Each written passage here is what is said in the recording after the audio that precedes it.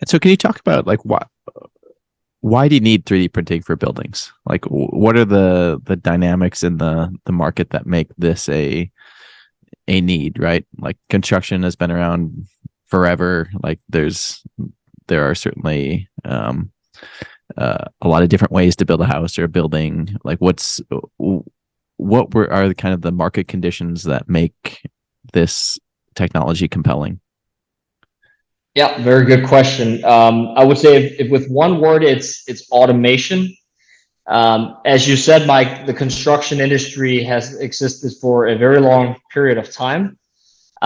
If we look at the efficiency gains within that period of time, and let's narrow it down to say from the 1950s to 2010.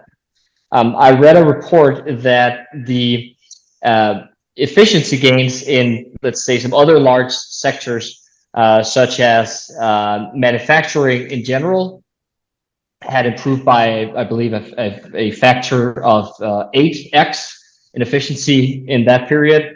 Agriculture, it was a factor of 16x, 16-fold better. It might have been the other way around with those industries, but the numbers speak for themselves.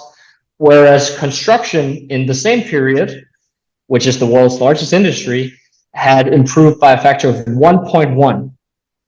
So it barely moved at all in those 60 years. And by the way, it has been the same in the past 10 years since that. So the industry automation hasn't really happened to the same degree as it has in the other industries. And thus, this leads to a lot of,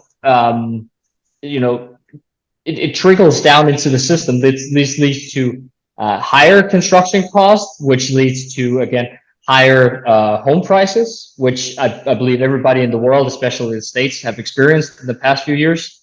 It also leads to projects taking longer times to complete because it's more dependent on manpower, more construction waste because it's less precise, it's less automated, et cetera, et cetera. So there's a lot of good reasons to take the construction industry on the same path of automation and efficiency gains that these other large-scale industries have been on.